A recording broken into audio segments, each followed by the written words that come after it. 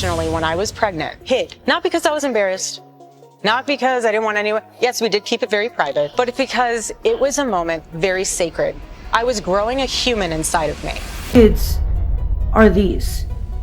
Erika Kirk provided this as proof of where she was September 9th. Shocking new footage just surfaced of Erika talking about rented babies. 3 clips, 3 questions, and one woman whose entire story is unraveling in real time. Because what you're about to see isn't just internet speculation anymore. A real mother just stepped forward. She shared photos, she shared receipts, and she says Erika Kirk didn't just borrow babies for a TV set back in 2015. She made it a lifestyle. But here's what nobody is connecting. Let's start at the beginning, because this story didn't appear out of nowhere. For months now, a growing number of people online have been raising a question that sounds absolutely outrageous on the surface. But the more you dig in, the harder it becomes to dismiss. Was Erika Kirk ever actually pregnant? And before you click off, hear this out.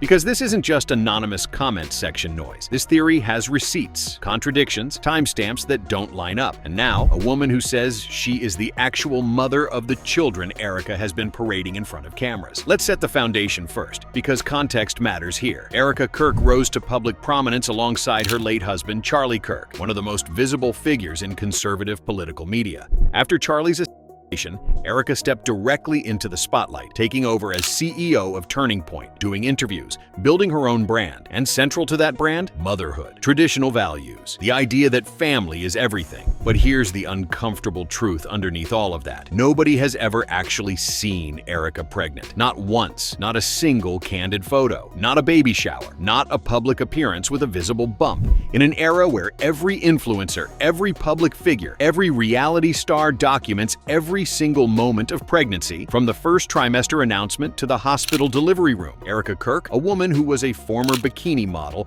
and a reality TV personality, supposedly vanished completely for 9 months, twice. And when people started asking about it, she had an answer ready. Intentionally, when I was pregnant, hid. Not because I was embarrassed, not because I didn't want anyone. Yes, we did keep it very private, but because it was a moment very sacred. I was growing a human inside of me. My baby. Sacred, private, beautiful, sure. Except here's what doesn't add up. This is the same woman who filmed herself crying over her husband's body and put it on Instagram.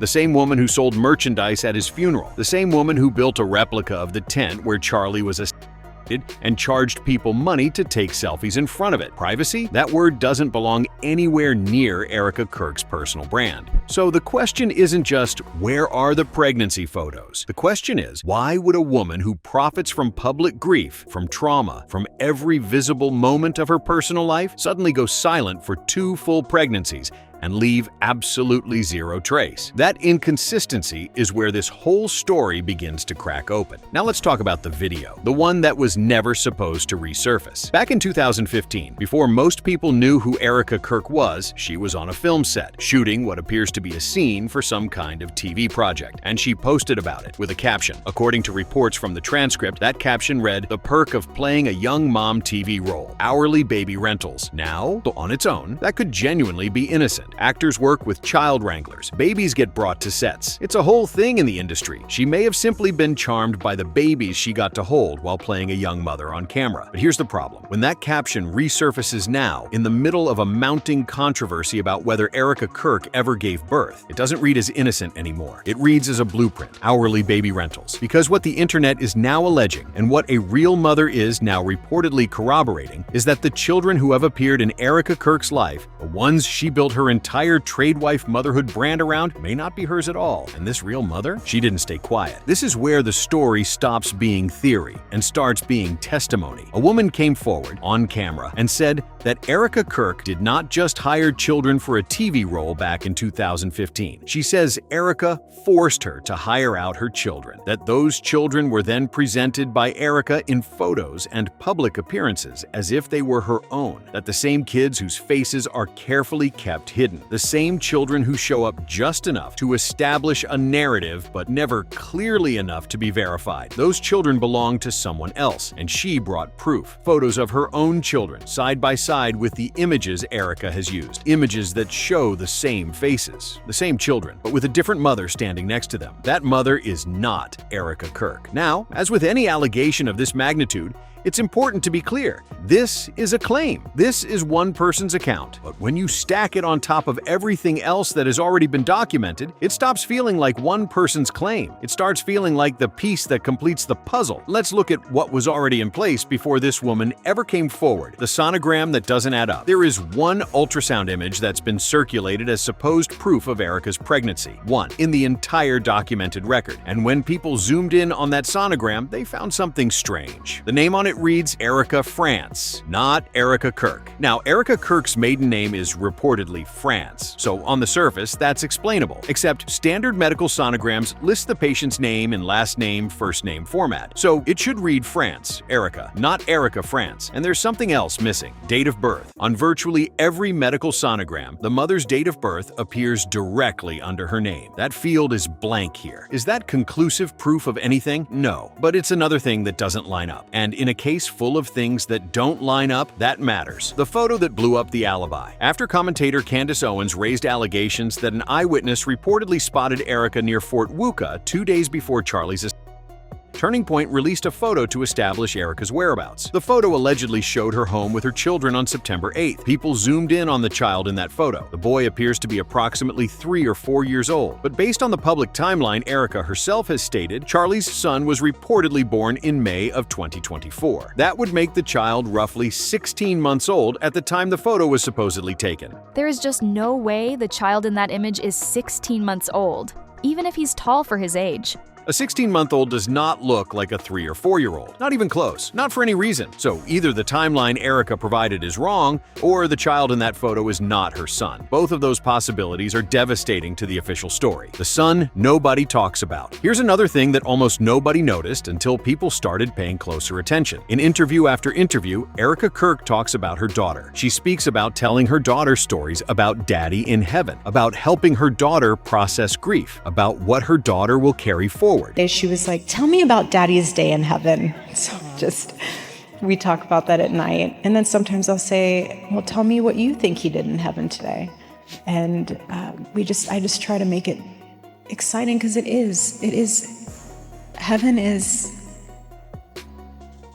heaven's our home. And so I just want her to know that Daddy is having so much fun and building a place for her and our family. Touching, genuinely emotional. But where is the son in any of this? If Erika Kirk is a mother of 2, why does only one child ever appear in her emotional storytelling? Why is the son effectively invisible in her public narrative? Children who exist in a family tend to exist equally in that family's grief. But in Erika's world, the son doesn't seem to take up any space at all. There's one more contradiction that deserves its own spotlight, because it's the kind of thing you can't unsee once you notice it. Before Charlie died, Erika gave an interview where she was asked about having more children, and her answer referenced her C-section history as the main reason she was hesitant. The only reason why I'm torn is because I had C-sections for both. So I'm like, how many more times does Charlie need to see my organs? So Now, let's be precise here. A C-section is a major abdominal surgery. Recovery takes weeks. It affects the body profoundly. Women who have undergone C-sections, real ones, talk about the scar, the healing process, the physical toll. The decision to do it again isn't casually measured by how many times your husband has watched the procedure. That's not how women who've actually had C-sections talk about it. The answer Erika gave is strange. It's almost like someone who learned the fact of C-sections, but not the experience of them. And then Charlie died. And suddenly, the C-section story disappeared entirely. We wanted to have 4. Yeah.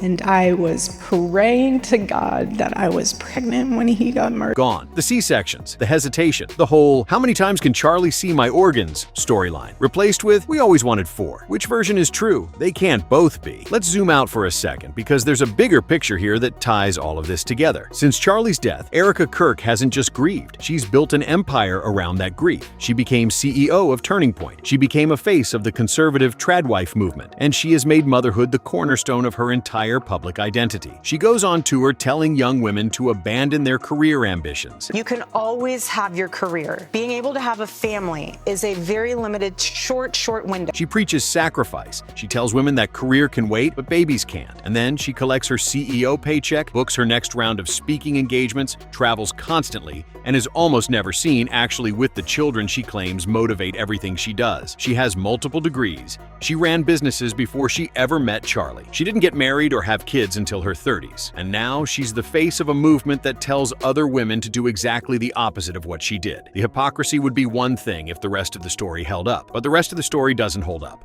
And if the woman who came forward is telling the truth, if those children in Erika's photos were not carried by her, were not born to her, were not hers in any biological sense, then the entire empire Erika Kirk has built is constructed on a fiction. And not just any fiction. A fiction that exploited real children. A fiction that required a real mother to be sidelined, silenced, or coerced. A fiction that asked the public to mourn a family that may never have existed the way it was presented. Here's where this lands. We have a woman on camera saying those kids aren't Erika's, showing photos of her children standing next to images Erika has used to build her brand, saying she was forced into a situation where her babies were effectively rented out and then passed off as someone else's. We have a sonogram with the wrong name format and no date of birth. We have a photo alibi that shows a child who is physically inconsistent with the official birth timeline. We have a C-section story that vanished the moment it became inconvenient. We have a son who doesn't exist in any of Erika's emotional storytelling. We have a 2015 video where Erika casually used the words hourly baby rentals